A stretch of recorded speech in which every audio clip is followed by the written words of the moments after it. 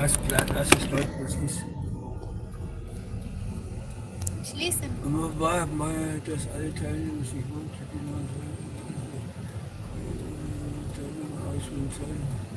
Nee, schließen. Das brauchen wir nicht.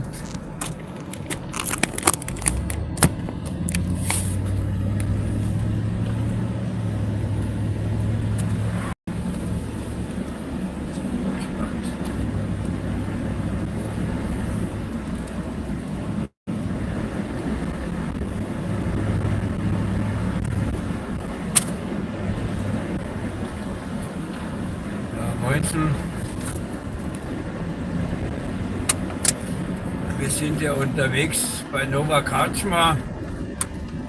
Das liegt in Polen. Wenn man von Skorzelec Richtung Luban fährt auf der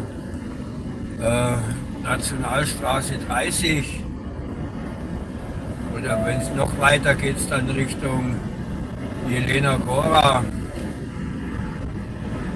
Ich fahre jetzt allerdings nicht Richtung Jelena Góra, Luban, da war ich letztes Wochenende. Da habe ich glaube ich auch einen Livestream gemacht von dort. Jetzt fahren wir hier auf der Nebenstrecke dann quer rüber Richtung Deutschland. Weil ich will jetzt nicht wieder über Skorzelec fahren.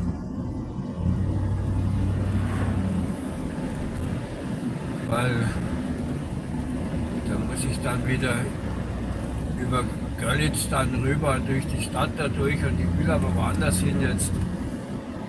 Deshalb fahre ich jetzt hier die Nebenstrecke. Außerdem will ich die mal, ich bin ja schon einige Wochen lang nicht mehr gefahren, weil ich immer in anderen Richtungen unterwegs war.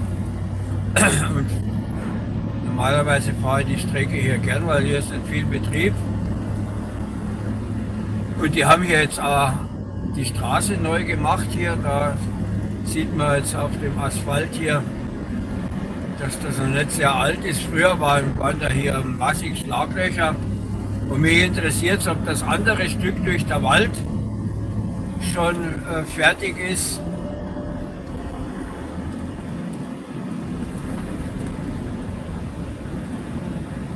Weil da gibt es noch eine Strecke, die noch nicht das letzte Mal, wo ich da gefahren bin, noch nicht fertig war. Ich will jetzt mal schauen, ob die jetzt fertig ist. Oh, jetzt habe ich es jetzt hätte ich vor lauter Schwätzen beinahe vergessen, dass ich ja hier rein will. Oh, die Straße hier haben sie auch neu gemacht.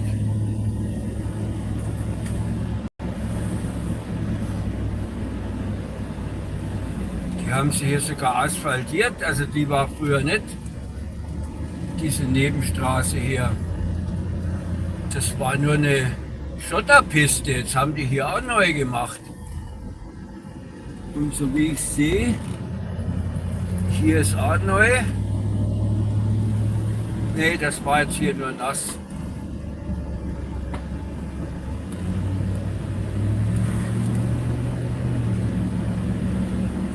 Da ist immer einer, gucke da haben die ja sogar die Nebenstraße hier. Weil ich hätte jetzt noch ein Stück weiterfahren können und dann auch rechts abbiegen, da wäre ich auch auf diese Straße gekommen. Aber da geht es so spitzwinklig rechts rum.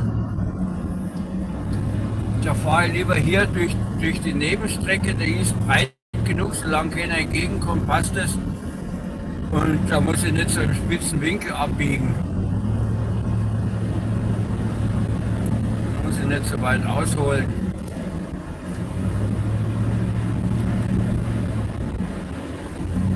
Ja, und ich habe hier schon mal ein Video gemacht von der Strecke, aber schon länger her.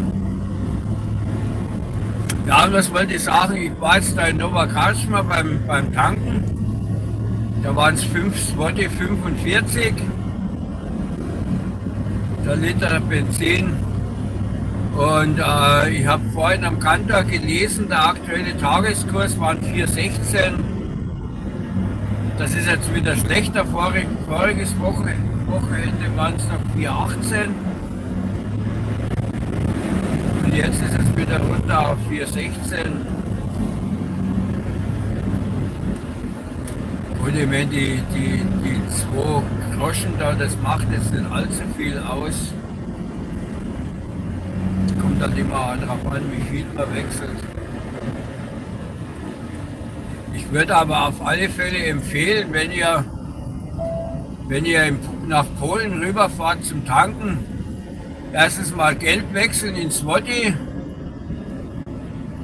weil an Tankstellen gibt es immer einen schlechteren Kurs als bei der offiziellen Wechselstube.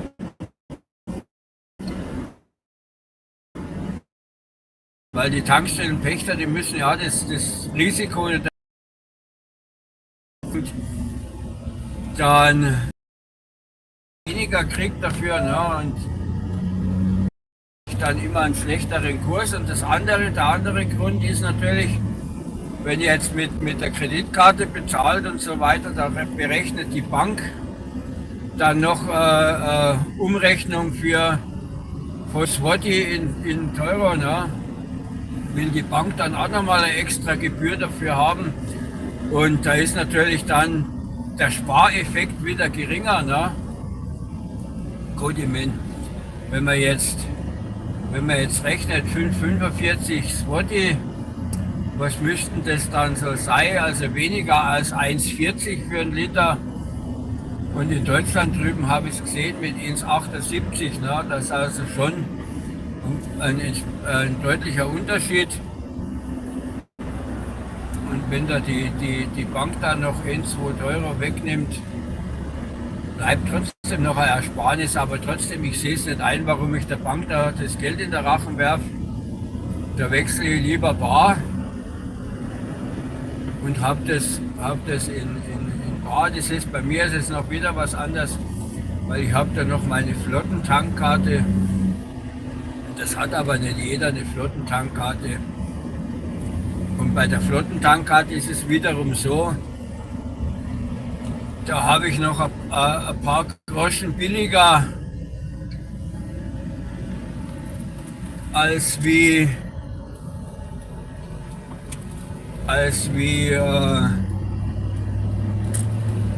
der Preis an der Zapfsäule. Und wenn wir jetzt hier rechts abgebogen werden, wird man nach Troika kommen und das ist dann wieder die Bundesstraße 30 Richtung Skorzelec. Aber ich habe ja vorhin gerade gesagt, ich will nicht Richtung Skorzelec, ich will woanders hin. Und da wäre das jetzt ein Umweg, wenn ich dorthin wieder zurückfahre. Ne?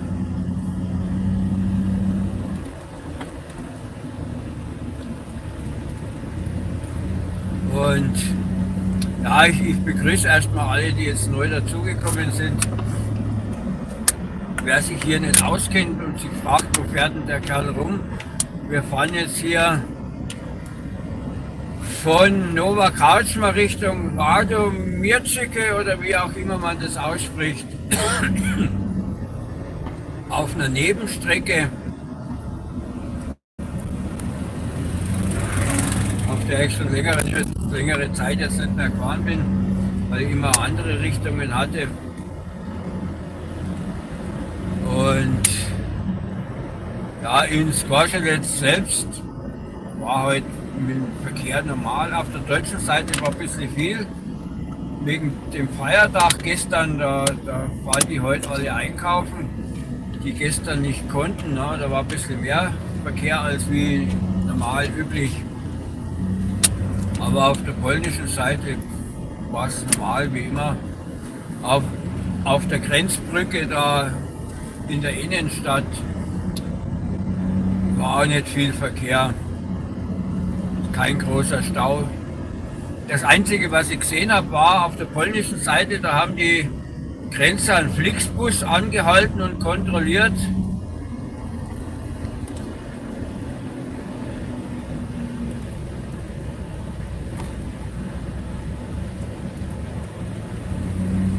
Ja, weil die haben ja Angst, dass so viele Illegale nach Polen einwandern wollen, ne? Wobei ich das natürlich für ein Gerücht halte, ne? Weil in Polen gibt es ja diese Rundumversorgung nicht wie in Deutschland. Ne?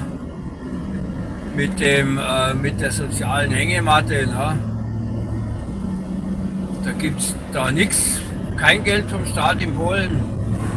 Selbst für die Polen selbst gibt es nur wenig Sozialhilfe und so weiter, ne? Nur ganz begrenzt. Ne? Und da will natürlich dann dort keiner hin, die wollen ja alle nach Deutschland. Ne? Also ich halte es für völlig sinnlos, dass die Polen da von Deutschland Richtung Polen kontrollieren, weil ja, die Illegalen, die wollen dort nicht hin. Die gehen vielleicht, wenn sie von, was weiß ich, ne, von Weißrussland können sie nicht mehr, weil da ist ja die Grenze zu, da haben die Polen richtig einen großen Grenzzaun gebaut. Ne? Und dann von den baltischen Staaten, mir fällt jetzt gerade nicht ein, welcher dieser baltischen Staaten eine direkte Grenze zu Polen hat. Jedenfalls von dort, wenn die von Weißrussland über dorthin und dann von dort nach Polen rein, und dann wollen die Illegalen aber nur durch Polen durch, um nach Deutschland zu kommen. Ne?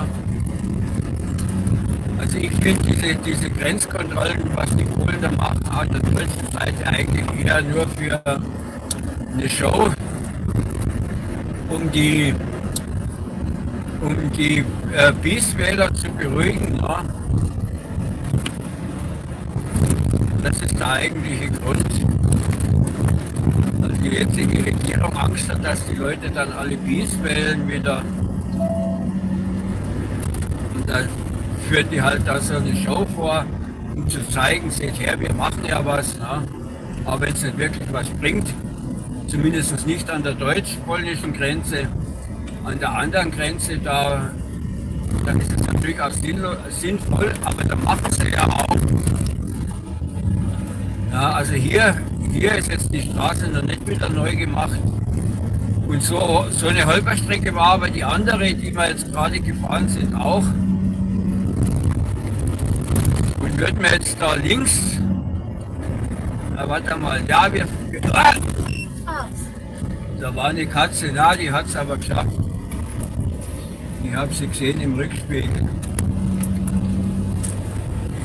Boah, ist die jetzt schnell gekommen. Ich weiß gar nicht, habt ihr sie gesehen im Video, in der Kamera? Die ist ganz knapp vor mir rübergelaufen, die Katze. Aber ich habe gesehen, die ist zwischen unterm Auto durch, also haben sie nicht erwischt. Und der hinter mir hat sie auch nicht erwischt. Von daher. Ja, also hier ist die Straße noch so, wie sie früher war. Und jetzt kommt man dann auf die. Ja, das ist jetzt so eine richtige Nebenstrecke, steht auf meinem Navi in weiß. Und da vorne kommt dann die 357, das ist sowas wie bei uns in Deutschland eine Kreisstraße. Die geht dann gleich hier vorne weiter. Und diese 357, die haben sie stückweise neu gemacht. Und da will ich halt jetzt auch sehen, ob die schon fertig ist. Das wäre gut. Wenn die schon fertig wäre, dann kommt man da jetzt gut fahren. Weil ich fahre immer gern diese Nebenstrecke, weil da muss ich ja nicht durchs Koschelitz, durch die Stadt durch. Wenn ich in der Richtung unterwegs bin, würde ich jetzt zu mir in der Betrieb fahren, da würde ich jetzt natürlich übers Koschelitz fahren. Ne? Da ist ja mein Standort. Aber ich muss jetzt zuerst noch woanders hin. Wir haben noch nicht Feierabend heute. Ja, also hier ist jetzt wieder nichts gemacht. Ja, also, ja gut, man muss aber auch sagen, diese Nebenstrecken, so viel übermäßig Verkehr ist hier ja nicht.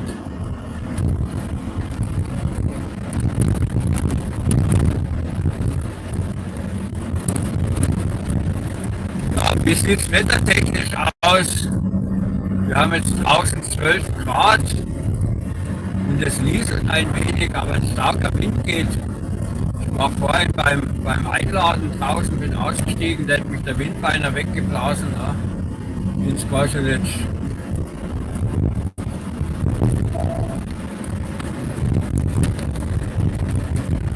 Hier im Moment sieht es jetzt nicht so stark aus mit Wind. Na, ja, die Bäume bewegen sich ein wenig, aber vorhin war das viel stärker da.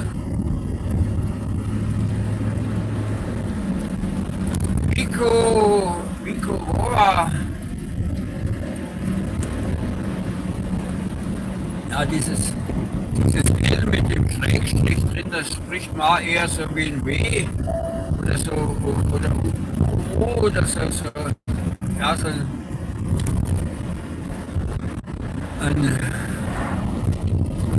ich weiß jetzt nicht, wie ich diesen Laut. Der hat jetzt aber einen Fehler gemacht, der Fahrschüler. Der hätte müssen vor dem Hindernis, wenn er schon sieht, dass es eng wird. Und der Fahrlehrer hat nicht eingegriffen. Ne? Der träumt auch vor sich hin. Und hier rechts würden wir jetzt wieder Richtung Skoselec kommen. Links Zabildorf, das ist die Grenzstadt zur Tschechei. Da bin ich auch schon oft gefahren, wenn ich dann von hier aus Richtung Liberec gefahren bin. Da fahren wir heute aber nicht. Wir fahren jetzt hier geradeaus Richtung Mackelmirtige. Weil wenn wir jetzt hier links Richtung Zabildorf gefahren wären, dann könnte man der Livestream gleich beenden, weil dann haben wir keinen Empfang. Da kommt ein Funkloch nach dem anderen. Das hätte da keinen Sinn gemacht. Ich habe es ein paar Mal probiert mit Livestream, aber das sind immer Minuten lang die Verbindung weg, weil das sind Berge und Wald. Eigenartigerweise, ich bin immer von Liberec Richtung Skoselec in der anderen Richtung gefahren. Ja. Und wenn man von der Tschechei kommt und nach Polen reinfährt, da reißt die Verbindung nicht ab, komischerweise. Ja. Ich weiß nicht warum, ich meine, das ist dieselbe Straße, dieselben Berge, ist derselbe Wald. Und da war die Verbindung besser als in der anderen Richtung. Ja, das muss man jetzt nicht verstehen. Jedenfalls, ich muss da heute dort nicht hin.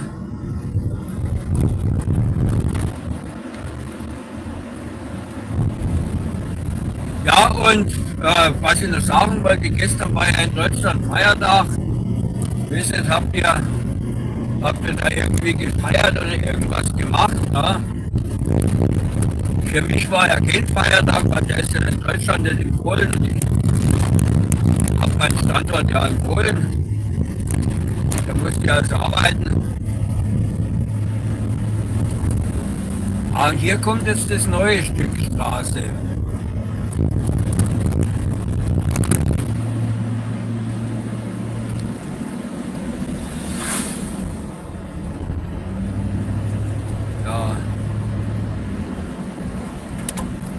Ja, das haben sie ja gut gemacht.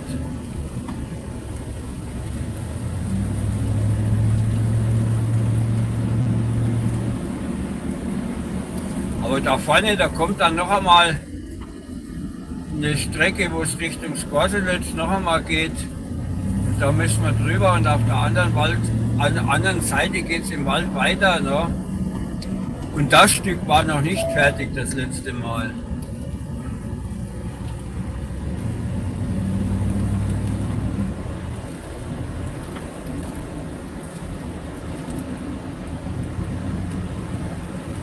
Ja, was soll ich sagen jetzt? Also ich habe mit dem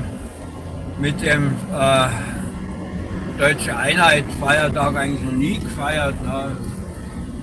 Wenn ich in Deutschland war, dann war das halt ein freier Tag, ne? Aber dass ich da groß gejubelt hätte, das wird mir nicht einfallen.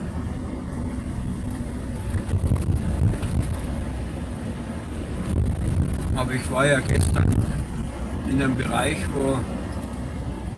wo der Feiertag gar nicht relevant war. Da habe ich also ganz normal gearbeitet. Ja, und hier haben wir jetzt einen großen Kreisverkehr. Da müssen wir schauen, da hat jetzt der Bus hier Vorfahrt. Und der fährt jetzt da und wir fahren geradeaus weiter.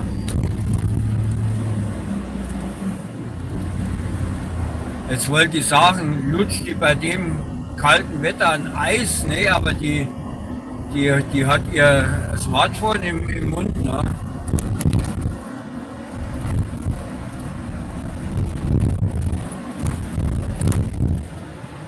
Warum die Ampel jetzt hier rot wird, das versteht auch keiner. Das ist doch eine Drückerampel hier. Hier hat doch jetzt niemand gedrückt, hier ist doch niemand. Hier ist kein Fußgänger in der Nähe, der da hätte drücken können. Ne?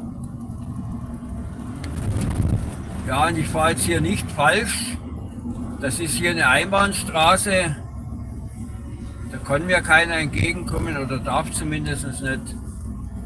Erst ab hier ist es wieder mit Gegenverkehr.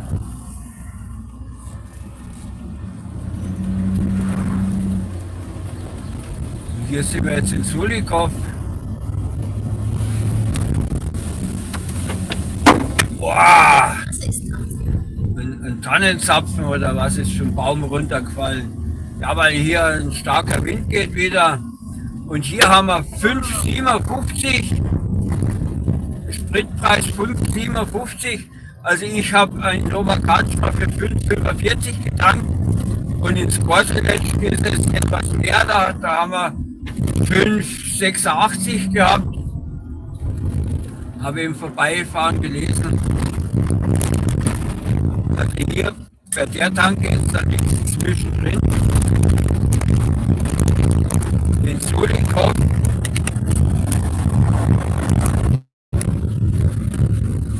Man wird in der Ortschaft noch überholt. Wahnsinn. Und hier sieht man jetzt an den Bäumen deutlich, dass der Wind hier wieder stärker ist.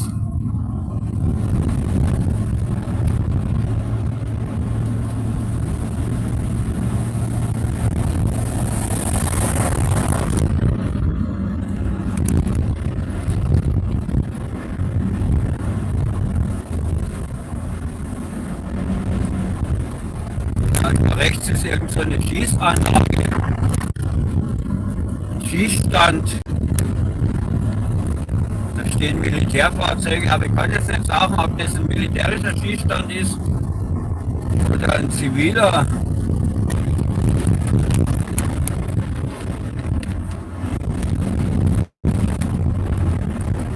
Die fahren da offenbar dorthin.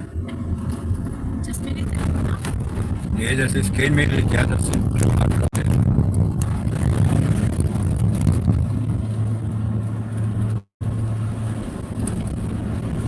Dann scheint das doch ein privater Schießstand zu sein, irgendein Verein oder was, die dort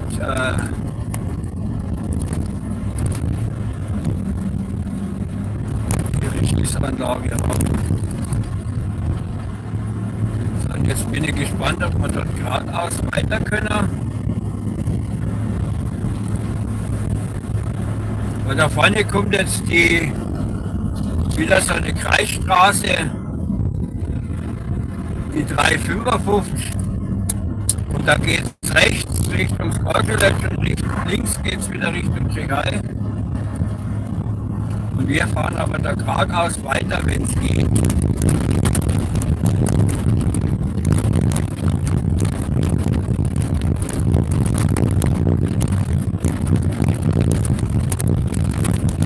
Ah, ich sehe schon, da ist das Sperrschild, da geht's nicht. Da geht's nicht weiter, da müssen wir jetzt rechts. Dann da vorne wieder links.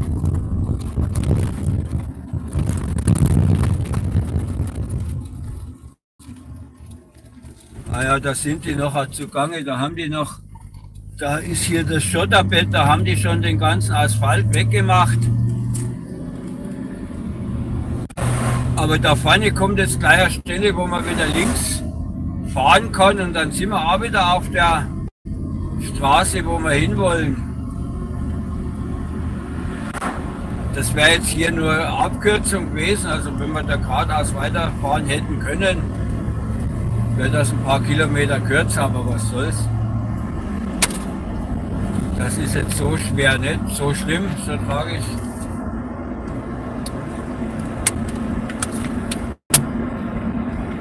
Ja, und hier haben wir wieder Windstille, guck an. Die Bäume bewegen sich hier wieder überhaupt nicht.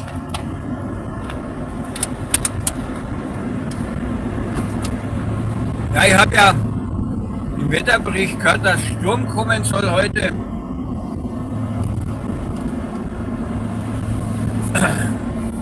Ich weiß nicht, wie weit er hierher kommen wird, der Sturm. Im Norden Deutschland soll er schlimm sein, hat es geheißen.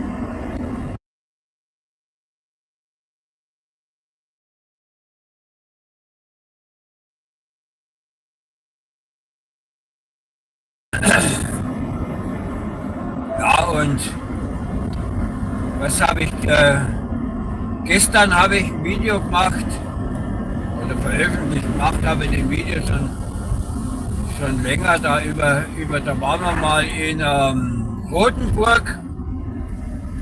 Da ist so ein ehemaliger Luftwaffenstützpunkt, da ist jetzt ein Museum. Da waren wir neulich mal dort.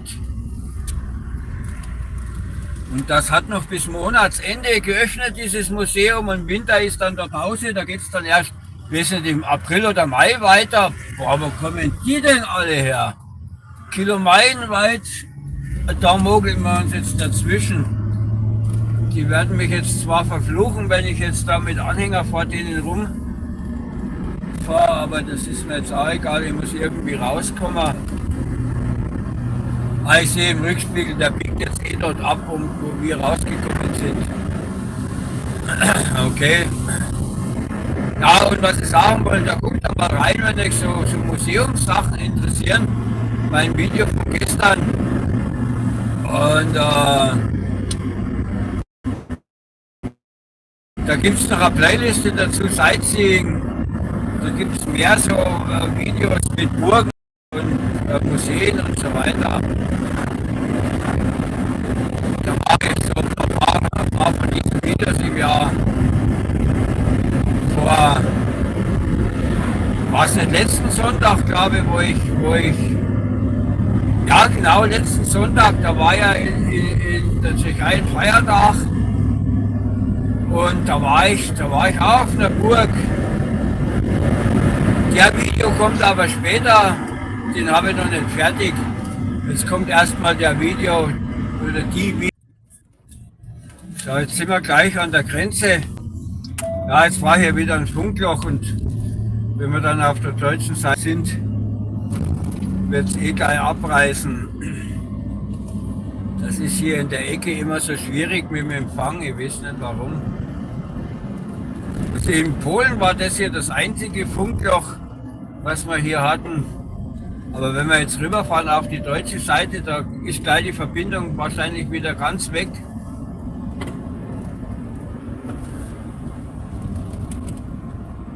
Deshalb seid schon mal vorgewarnt, wenn ihr plötzlich nichts mehr hört von mir.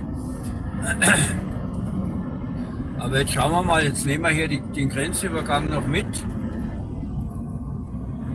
Der wird natürlich auch in beiden Richtungen kontrolliert und ich habe gehört, die polnischen Kontrollen sind jetzt verlängert worden bis April nächsten Jahres. Wird das also noch weitergehen hier so mit diesen Kontrollen? Sind heute einige Autos,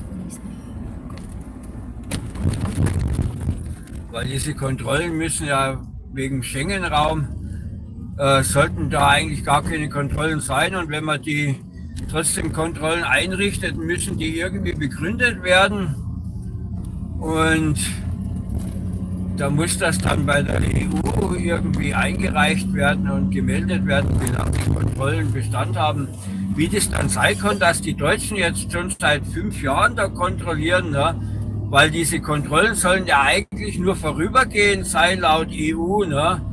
Mal ein paar Wochen oder ein paar Monate und hier geht es jetzt schon seit Jahren. Wann war das Ding mit der Corona-Hysterie? Da ging das los. Und seitdem werden die Kontrollen ständig verlängert und verlängert und verlängert. Wie das mit dem Schengen-Raum vereinbar ist, das weiß ich jetzt auch nicht. Wie man das machen kann, dass da endlos Kontrollen sind. Und hier tun sie filzen. Da muss einer aussteigen. Den tun sie filzen. Hallo. Hier bekommst Jetzt schauen wir mal, ob sie uns auch rausziehen. Clinton.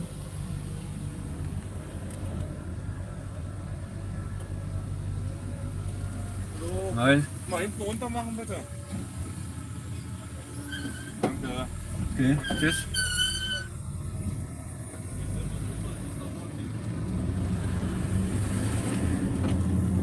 Ja, der wollte jetzt kurz in den Laderaum reinschauen, ob ich da irgendwelche illegalen Sitzen habe, ne, weil Anschreiben. ich habe aber zum Glück hinten eine Tür, wo ich die Scheibe runter machen konnte. Da musste ich jetzt nicht extra aussteigen.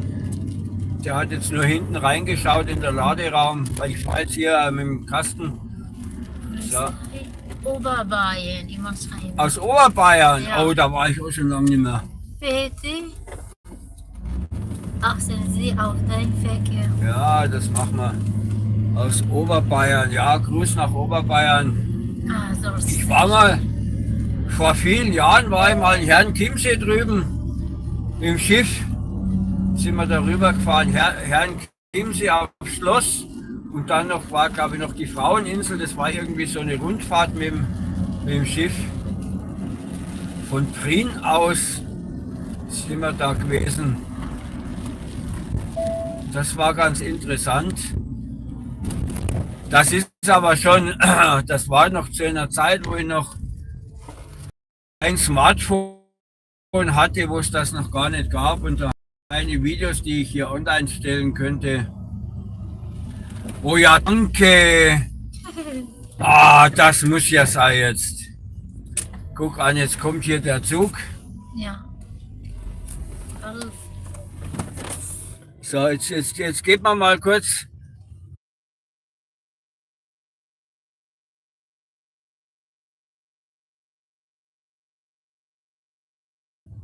Ja, Bühlen, Kaplan, Polizei Oberbayern. Bist du bei der Polizei? Ja, aha, okay. Ja, das war jetzt hier aber die Bundespolizei hier an der Grenze und die weiß nicht, die Sachsenpolizei, die glaube ich kontrolliert nicht an der Grenze. Das war hier Bundespolizei, die hier kontrolliert. Ach, der Zug ist ja schon da.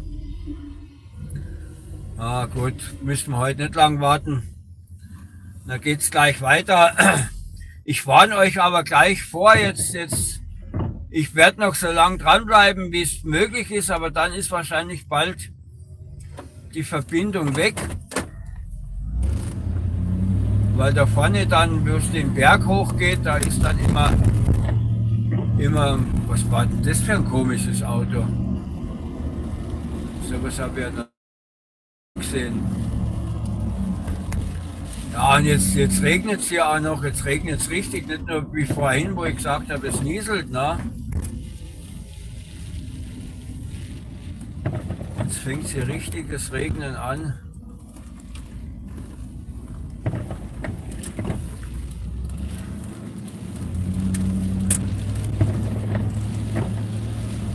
Jetzt sind wir in Tauchritz, auf der deutschen Seite schon, Landkreis Görlitz, der sich hier auskennt.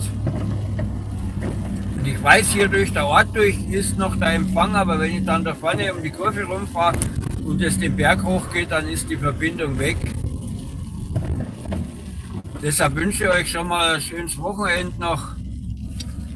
Und wer öfter mal mitfahren wollte, dann wäre jetzt die Gelegenheit, jetzt den Kanal zu abonnieren. Ich habe öfter so Fahrvideos dabei und auch Reisevideos.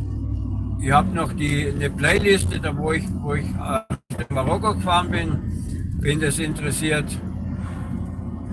Dann habe ich gesagt, wieder so Videos mit Museen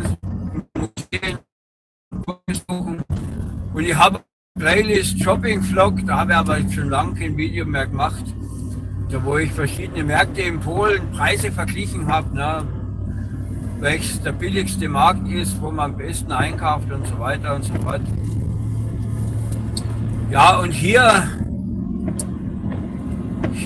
rechts geht's zur Blauen Lagune. Hier war früher so ein Kohletagebau und da ist jetzt ein großer See. Da fahren wir jetzt aber nicht hin, da müssten wir jetzt hier rechts fahren. Da ist aber jetzt das Wetter nicht danach. Ich habe jetzt keine Lust da auszusteigen, aber da ist es schön, da im Sommer ist es dort schön. Und da, wo wir gerade eben gestanden waren an dem Bahnübergang, da ist rechts so ein alter Braunkohlebagger, die mit dem Schaufelrad vorne dran, die da auf dem Tagebau hier im Einsatz waren. Dieses Museum dort ist aber auch nur im Sommer geöffnet, im Winter haben die auch zu, also ich glaube bis Ende Oktober geht es noch. Dann ist dort auch zu.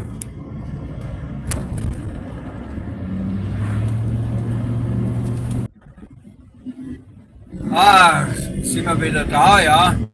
Ja, hier, wie gesagt, hier den Berg hoch ist ein Funkloch. Ja, das sind die, da haben die hier den Mais geerntet und deshalb ist hier alles, die Straße schmutzig. Die haben hier das Maisfeld hier abgeerntet. Und da sieht man jetzt hier den Dreck auf der Straße, aber gut, so viel. Wenn es jetzt geregnet hätte, wäre das schlimmer, weil dann wäre das jetzt schwierig. Und so ist es aber noch trocken hier, da ist das kein Problem. Ja, und jetzt hatten wir wieder ein Funkloch. Ja, wir sind jetzt wieder in der Funklochrepublik Deutschland. Ne? Das ist furchtbar. In Polen drüben habe ich nicht so viele Funklöcher wie hier. Ne? Das ist furchtbar. Neulich war ich in Görlitz in der Stadt und habe nirgendwo Empfang gehabt. War überall alles keine Verbindung. Ne? Das gibt's doch nicht, sowas. Alle lachen uns aus mittlerweile. Ne? In Kasachstan, wenn du fährst, da hast du 5G.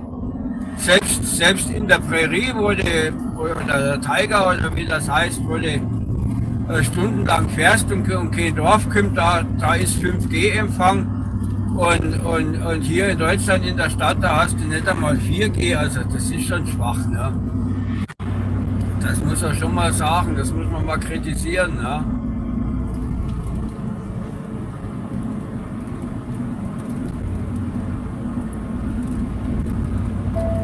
Und dann, aber Hauptsache, du musst jeden Monat deine Telefongebühren bezahlen. Ne? Da spielt es dann keine Rolle, ob du das auch tatsächlich nutzen konntest oder nicht. Ne?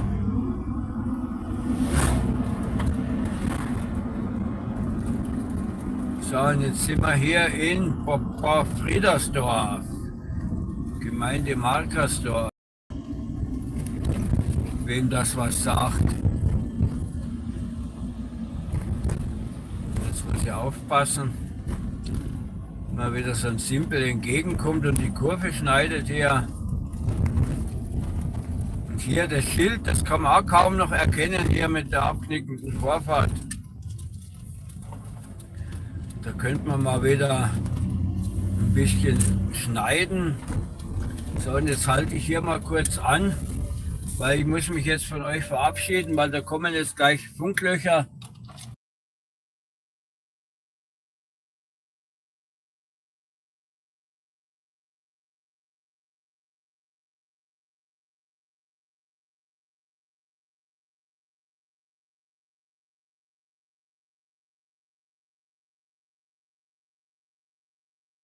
Ach, da kommt ein alter Roboter. So, und wie gesagt, jetzt muss ich das beenden, weil da vorne ist der Empfang wieder weg. Leider haben wir jetzt hier auf der Strecke nicht mehr weiter Empfang. Es ist eine schöne Strecke, landschaftlich schön hier, ein paar Kurven und so weiter, und ich fahre hier auch gern, aber was hat es für einen Sinn, wenn wir jetzt den Livestream haben und alle paar Minuten reißt es ab? Also ich wünsche euch noch ein schönes Wochenende und bis zum nächsten Mal, und schaut mal wieder rein. Tut den Kanal abonnieren, da könnt ihr auch morgen wieder dabei sein, wenn wir fahren. Und bis dahin, tschüss.